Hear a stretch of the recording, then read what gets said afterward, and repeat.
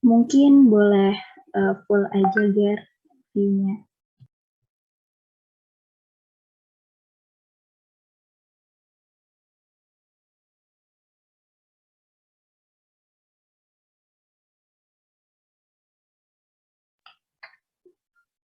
Baik, Assalamualaikum warahmatullahi wabarakatuh dan selamat pagi. Yang terhormat Bapak Dr. Andes Ismail AB MKes selaku dosen pengampu dari mata kuliah Kesehatan Reproduksi Masyarakat. Dan tak lupa ucapan terima kasih khususnya saya berikan kepada teman-teman semua yang telah meluangkan waktunya untuk mendengarkan presentasi kelompok kami. Dan saya harap juga baik Bapak Dr. Andes Ismail AB MKes dan teman-teman semua dalam kondisi yang sehat. Belakangan ini sedang ramai dibicarakan terkait public figure yang mengundang pasangan yang memiliki kelainan orientasi seksual pada podcastnya. Tentu saja hal tersebut mendapat banyak tanggapan dari khalayak ramai. Ada yang mengecam tindakan tersebut, namun juga ada yang mendukung hal tersebut.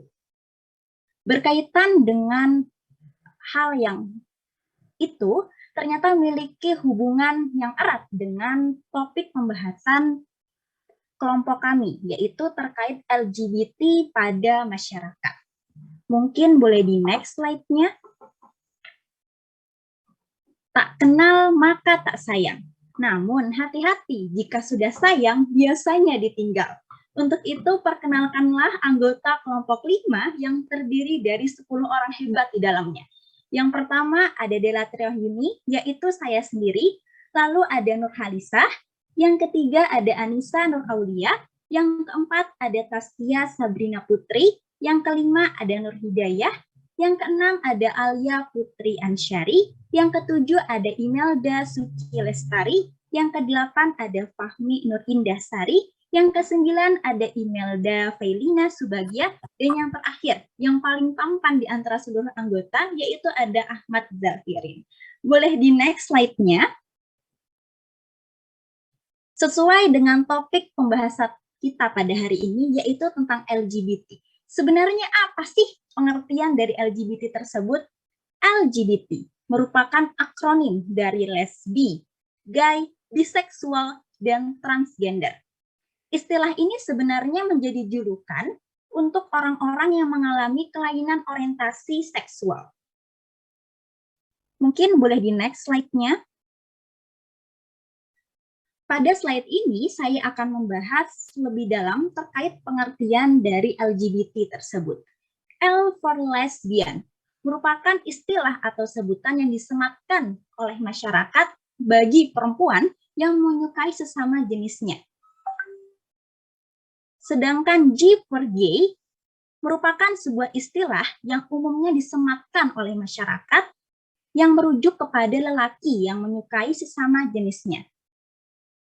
Baik itu secara orientasi seksualnya, intelektualnya, dan emosional. Boleh di next slide-nya. Sedangkan B for bisexual merupakan sebutan bagi seseorang yang dapat menyukai laki-laki atau perempuan. Hal tersebut sesuai dengan persepsinya, yang manakah di antara kedua itu yang paling menarik. Sedangkan T for transgender adalah sebutan yang disematkan bagi seseorang yang memiliki penampilan atau perilaku yang berkebalikan atau bertolak belakang dengan jenis kelamin yang ia miliki. Nah, transgender ini dibagi menjadi dua, yaitu ada male to female, yaitu dari laki-laki menjadi perempuan, dan female to male, atau dari wanita menjadi pria, seperti itu. Boleh di next slide-nya. Nah, sebenarnya apa sih yang menjadi faktor penyebab dari terjadinya LGBT ini? Ada 3 faktor. Yang pertama yaitu faktor biologis, yaitu karena adanya kelainan pada susunan syaraf otak dan kelainan genetik atau hormonal. Yang kedua ada faktor psikologis, yaitu terjadi akibat pengalaman masa lalu atau perlakuan yang pernah ia dapatkan. Nah, berdasarkan jurnal yang pernah saya baca, bahwasanya sebagian besar seseorang yang menjadi LGBT itu mengalami perlakuan yang buruk di masa lalunya. Sedangkan faktor yang ketiga, yaitu faktor lingkungan, yaitu seperti adanya salah pergaulan di dalam pertemanan. Selain itu, masuknya budaya barat yang dapat ditiru oleh sebagian individu. Seperti yang kita ketahui bersama bahwasanya sebagian besar negara-negara bagian barat itu melegalkan warga negaranya yang berstatus LGBT tersebut.